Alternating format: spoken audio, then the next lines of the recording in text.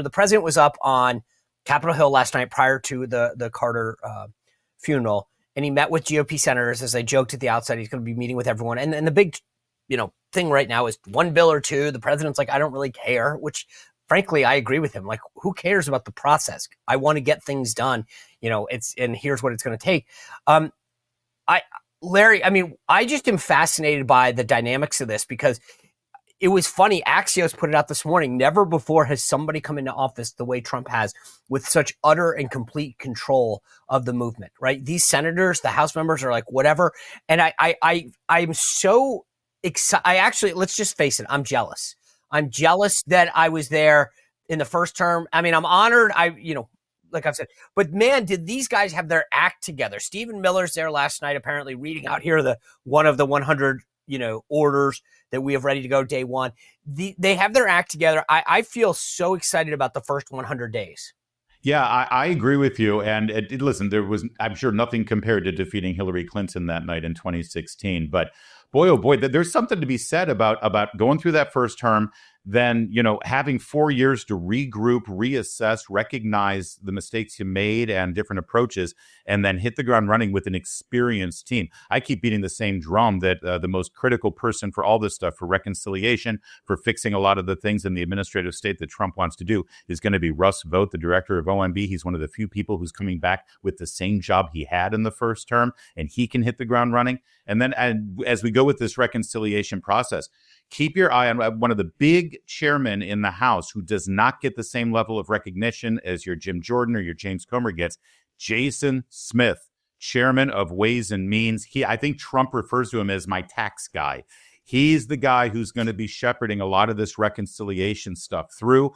A lot of people like Jason Smith. He's not a firebrand. He doesn't make enemies on the other side or in the Senate. He's going to be able to build a coalition around some of the fundamental things Trump wants and some of the things that he can do in the reconciliation process that might be off your radar, like this whole offshore drilling ban that Biden's trying to sneak through. Well, offshore drilling could be part of reconciliation. You can make a very, very real argument that that's part of a revenue issue for the federal government. So he can fix so much through reconciliation, and Jason Smith is going to be the critical player in the House. Jenn Pellegrino, the press conference, you covered Trump. And then you hosted a show covering a lot of what Trump did. Like, I felt like this press conference that he had the other day, it was so measured. The tone and tenor, the way he approached subjects, the breadth and depth at which he went through key subjects. Is there anything that in your mind stood out or that you said, I'm glad he addressed this, or I'm excited about this? I would say, like you said, we're seeing a different Donald Trump than we saw, even a couple of years ago. And certainly from the last administration, I think we're going to see a lot more of him out there in front of the podium again, as he was in the last administration. And I think the American people need to see that. I wouldn't say nothing off the top of my mind that stood out particularly, but just the fact that here we have a president compared to the last one who was we always saw the back of his head as he turned and walked away, not taking any questions, particularly in times of crisis when we had a lot of questions that needed answering. We never heard from him. We could barely hear from his press secretary for the last year because she couldn't answer the questions herself. She had to bring in somebody else. So it's nice to be able to hear from a commander-in-chief directly speaking to the American people, taking questions from anybody in the press, which we haven't seen for a long time. So I'm looking forward to that transparency that we haven't seen for the last 4 years. Yeah, Sean, I know they'd never admitted publicly, but how happy is the White House press corps right now? How happy are the reporters who have covered the White House? Oh, you know what, Larry? I literally was on the phone with a White House reporter yesterday, and he was trying to do this BS story about, do you think that the press has something to worry about? And I said, cool, pump your brakes. Just pump your brakes. I go, let's just be honest with you. I want to just stop and give you some perspective. He's like, okay, but don't you? I said, whoa, hold on. Corinne Jean-Pierre pulled 400 hard passes of reporters. You said nothing.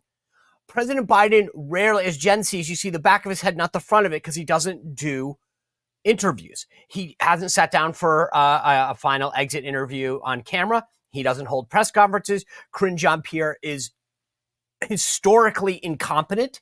They don't give you answers to anything. And you guys want to talk about what Trump's done. What has Trump done exactly? And I want to get Grace's take on this because I said, well, just to be clear, in the last 30 days, President Trump has held 2 stem-widener press conferences where he's called from everyone. He started his last one with David Sanger of the New York Times. Right? He has been extremely inclusive, accessible. He tweets out or truths out every thought he has. If you're a reporter, this is what you dream of, and you want to talk to me about your friggin' nightmares, grow up.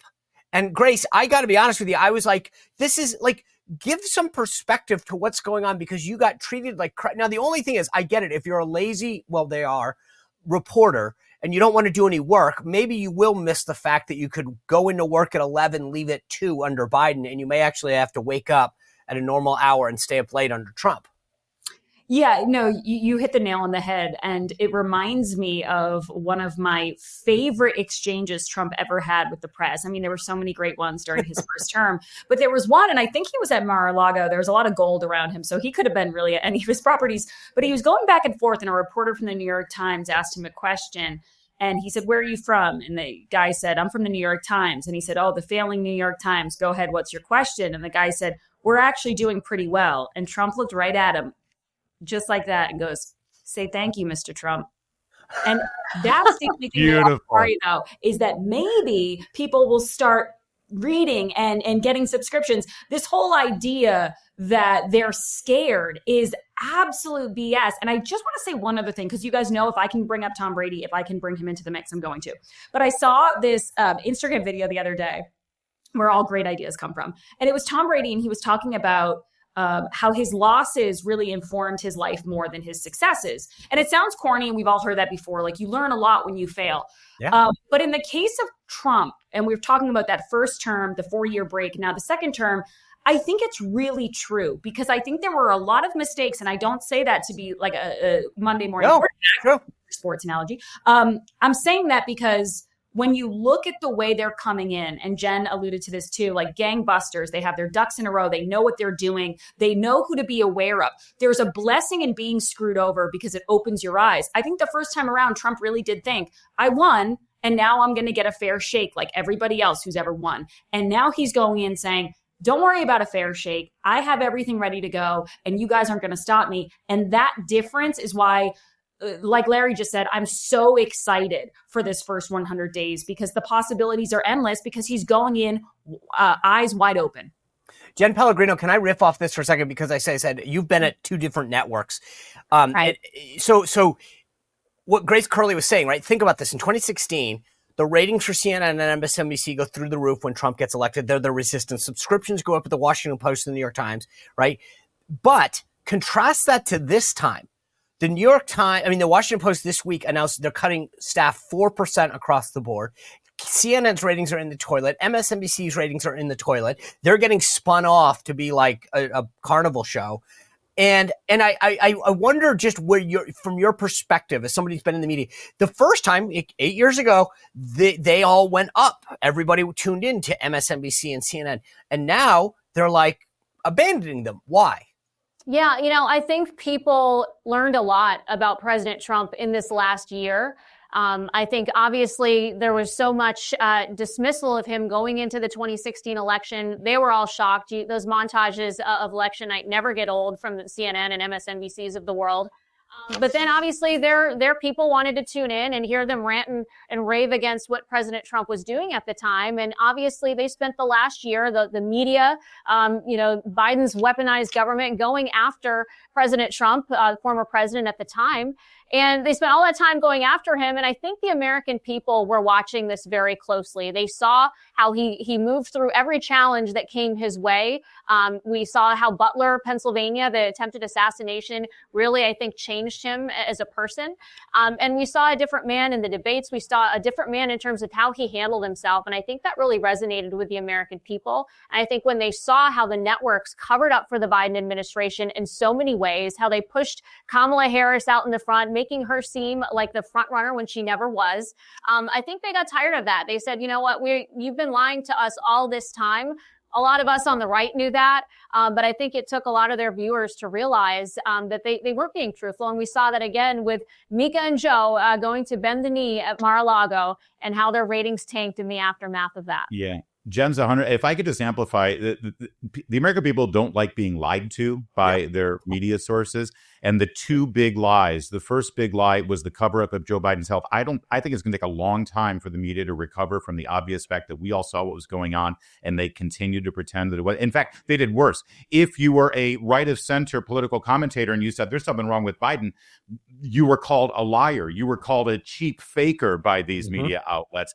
I don't think the American people will ever forgive that, number one. And number two, these same people like Joe and Mika and George Stephanopoulos and Jake Tapper, the people whose numbers are going down, they told all their viewers that if Trump wins, it's the end of the country. It's the end of democracy. It's the end of the Constitution. And now Barack Obama is joking around with him after the election. And Mika and Joe go down and visit. I mean, they're liars. That's the point. And Sean, you know as well as I do, the engagement on what we're doing with talk radio in Washington, D.C., and with our direct to streaming outlets and platforms that we have, people are sampling us. They want to see our perspective on the news. Our numbers are growing. They still have an appetite for Trump content. They're just done with the lies they've been told. Yes. Hey, Larry, you better thank Sean for that. He filled in for you. So I had one thing into this whole conversation because Larry just hit on something that I've been thinking of during this conversation. And we've been talking about how Jen mentioned, Trump seems a little bit more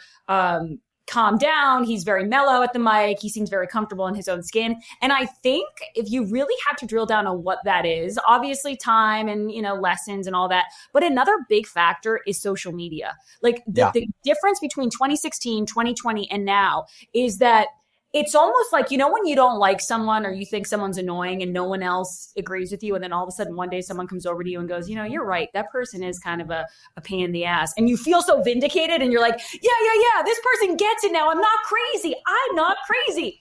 I think Trump feels like he can go out there and say something and he goes, you know what? I know all you losers are going to spin it, but I've got my guys now who are going to tell the people what's really going on. They're going to do their own autopsies after the fact. They're going to fact check for me. I have someone in my corner, and it takes a little bit of pressure off where it's like, it's not 10-on-1 anymore. He has X, he has Elon Musk, he has these heavy hitters who have his back, and that's a good feeling. And you can kind of go into things not being so defensive, which I don't blame him for being like that for so long, but it must feel very validating. Yeah. And Grace, to your point, so many people, again, as we've seen, are tuning out of the legacy media. We're seeing salaries cut. We're seeing big name anchors that have worked at these networks for years departing because they're not getting their needs met financially. And so now people are turning to the digital space. Our landscape is changing, to your point. Obviously, Sean and others in this space are doing really well because of that, because they're hearing the truth. People are so fed up with being lied to. They want to go to these places like the Sean Spicer show where they can hear that unfiltered truth that you're not getting anywhere else these days. Yeah. And Grace is so right about having a team now and support. I remember in the first year of the Trump presidency, Trump was out there fighting these fights and calling these people names and attacking. And I remember saying, Bill Clinton was able to distance himself from all of this and be like everybody's friend and the good old boy and always be smiling on TV because he had James Carville and Paul Begala out there throwing these daggers and just like screaming at all of Clinton's critics and opponents. Like, where is Donald Trump's Paul Begala? Where is Donald Trump's James Carville? And now he's got him. And I think that he's comfortable. He knows that he doesn't have to fight every fight. He doesn't have to tweet every tweet. He can sit back and he's got people doing it on his behalf. And that's very good for him, I think. Yeah, I want to get to winners and losers, but I will just cap this off by saying I think you guys, excellent points on this. I think the one other thing that's happened, at least for me as somebody who's been in and out of like dealing with the media for 30 years, Trump showed us how to win. Like for so long, it was, God, I don't know that I want to take on MSNBC. I don't want to take on the Washington Post. And Trump went, I'm going to come at you head on and I will crush you like a bug. And you saw people like George Stephanopoulos and ABC News fold like a cheap suit because they knew he was right. And Trump has given us the ability to say, why do we need them? We can fight, we can win. And that's what ties it all together. We have other outlets, we have fighters. But anyway, all right, I want to get to winners and losers because it's Thursday. Jenn Pellegrino, who do you think's had a really good week and who do you think's had a bad week? Well, obviously, really bad week for Kamala Harris. Obviously, the nation is in mourning right now, but her party is in mourning. She's in mourning, given the fact that she had to certify her own election loss to Donald Trump. And again, if you watch those clips, you look at her expression, you look at Speaker Johnson. Obviously, it speaks volumes to where the country is right now, and her realizing that all that was built up for her was all a lie all that time. Who had a good week, do you think? I think Mike Johnson, the speaker, had a good week. Obviously, he retained power. We're in a great place. We're going to get this country up and running in just a matter of days here with President Trump back in the Oval Office. So he had a great week, and ultimately the country is a result of that, because we're going to do great things in these weeks to come. Larry O'Connor, good and bad. Trying to make my winners and losers very DC inside baseball for you, Sean, because I know that's your wheelhouse. That's so my wheelhouse.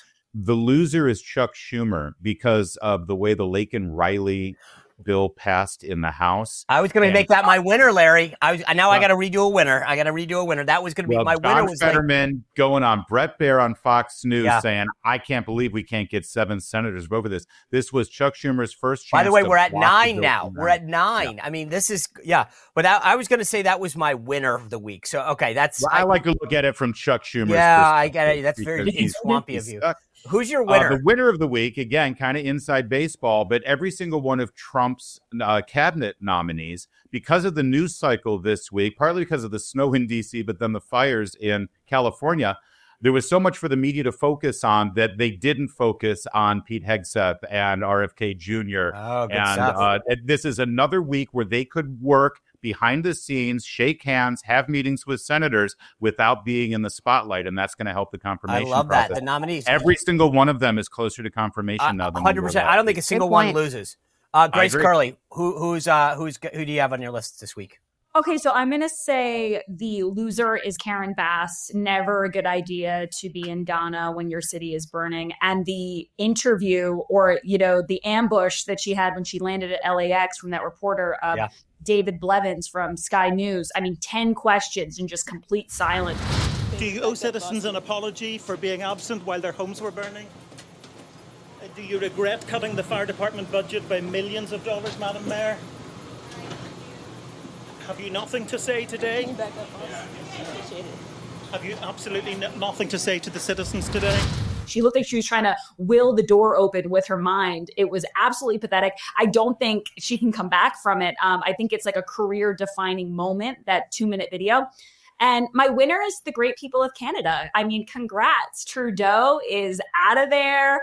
You didn't even need an op-ed from George Clooney or from whoever the Canadian George Clooney, Ryan Reynolds would be. He did it all on his own, and that's great news for them. It's funny. I was thinking about maybe Trudeau's my loser, but you just flipped it on its head. All right, so I have my winner is going to be Facebook users. Mark Zuckerberg bent a knee, and I don't believe him. I think his crypto bro video is ridiculous, but I will just say, hey, if that's what it takes to promote free speech more, good for it. The losers are everyone who's living under Obamacare. Just to give you a sense, the average family health insurance premium in 2000 was $6,000. In 2012, it was $16,000. And in 2024 is $26,000. That's a 342% increase since 1999.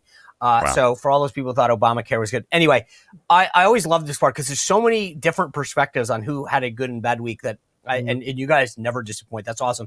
Thank you all for tuning in. We got a great show tomorrow. As I mentioned, Matt Laszlo is going to be here to break down everything that we need to know about UFOs and drones, and in a way that no one else is going to discuss with you. Trust me when I tell you this.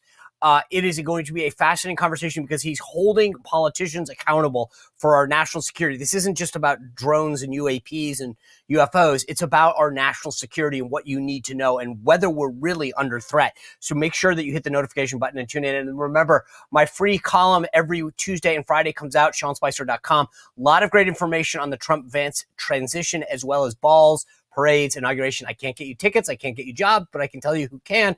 Larry O'Connor probably can. Anyway, thanks for tuning in. We'll see you back here tomorrow on the Sean Spicer Show. Well, if you enjoyed this content, make sure to like this video, subscribe, and click the notification bell to get more.